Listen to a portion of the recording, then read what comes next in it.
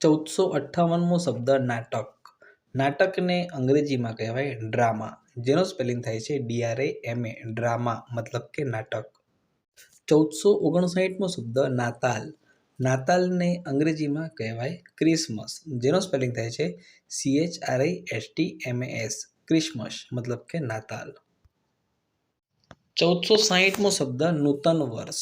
નૂતન વર્ષને અંગ્રેજીમાં કહીશું ન્યૂ યર, જેનો સ્પેલિંગ થાય NEWYEAR, ન્યૂ યર મતલબ કે નૂતન વર્ષ. 1461મો શબ્દ પત્તા. પત્તાને અંગ્રેજીમાં કહીશું કાર્ડ્સ, જેનો સ્પેલિંગ થાય CARDS, કાર્ડ્સ મતલબ કે પત્તા. 1462મો શબ્દ પૂજા. પૂજાને અંગ્રેજીમાં કહેવાય worship ritual, WORSHIP, worship RITUAL, ritual, worship ritual મતલબ કે પૂજા.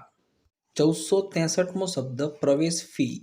પ્રવેશ ફીને અંગ્રેજીમાં કહેવાય એડમિશન ચાર્જ, જેનો સ્પેલિંગ થાય છે ADMISSION, admission CHARGE, admission charge મતલબ કે પ્રવેશ ફી. 1464મો શબ્દ પ્રસંગ. પ્રસંગને અંગ્રેજીમાં કહીશું ઓકેશન, જેનો સ્પેલિંગ થાય OCCASION, ઓકેશન મતલબ કે પ્રસંગ. 1465મો શબ્દ પ્રાર્થના.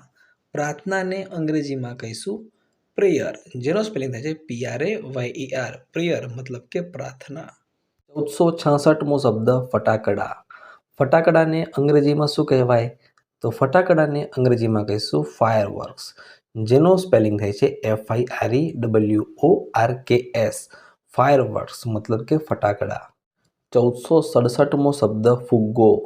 ફુગ્ગોને અંગ્રેજીમાં કહીશું બલૂન, જેનો સ્પેલિંગ થાય છે BALLOON, બલૂન મતલબ કે ફુગ્ગો.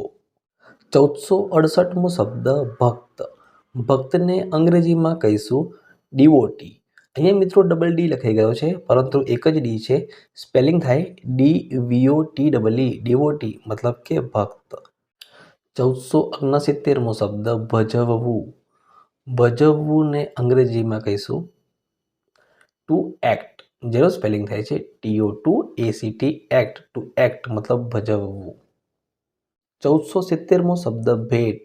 ભેટને અંગ્રેજીમાં કહેવાય પ્રેઝન્ટ, જેનો સ્પેલિંગ થાય છે PRESENT, પ્રેઝન્ટ મતલબ કે ભેટ. 1471મો શબ્દ મજા. મજાને અંગ્રેજીમાં કહેવાય એન્જોયમેન્ટ, જેનો સ્પેલિંગ થાય છે ENJOYMENT, એન્જોયમેન્ટ મતલબ કે મજા. 1472મો શબ્દ મનોરંજન. મનોરંજનને અંગ્રેજીમાં કહેવાય એન્ટરટેઇનમેન્ટ, જેનો સ્પેલિંગ થાય છે ENTERTAINMENT, એન્ટરટેઇનમેન્ટ મતલબ કે મનોરંજન.